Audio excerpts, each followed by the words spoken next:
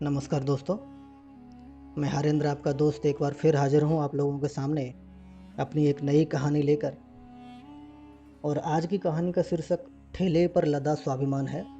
यह एक बुजुर्ग की कहानी है, एक स्वाभिमान बुजुर्ग की, एक संघर्षशील बुजुर्ग की। चलिए तो बिना किसी देर के शुरू करते हैं आज की कहानी। कीचड़ से सनी सकरी गलियों में टप टप रिश्ते आसमान तले, वो नंगे पांव ठेला ठेल रहा था। हाथ से बना मिट्टी का एक चूल्हा था जिसमें हौले हौले आग सुलग रही थी। शायद गैस के चूल्हे के लिए पैसे न होंगे।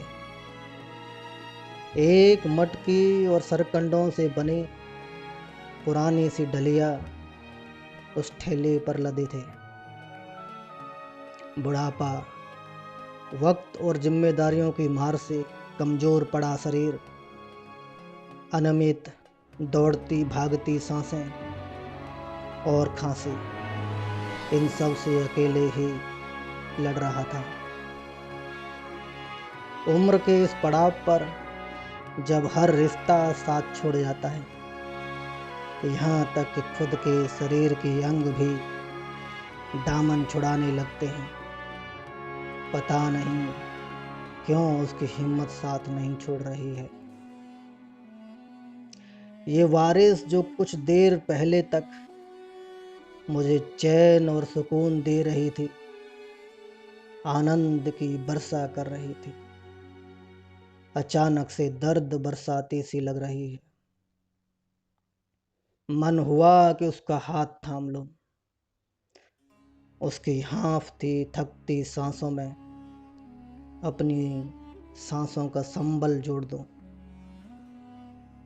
रहा ना गया तो उसके साथ ठेला ठेलने लग गया।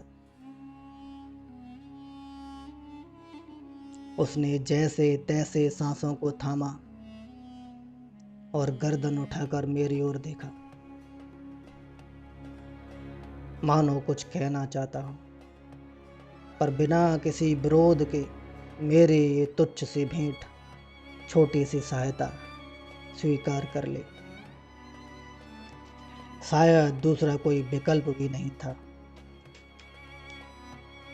वरना उसका स्वाभिमान और संघर्ष मानव जीवन के लिए एक अनूठी मिसाल रहे थे।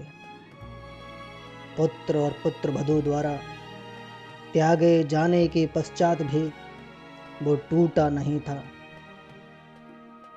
वरन संघर्ष किया था, निरंतर, अनवरत, बिना रुके।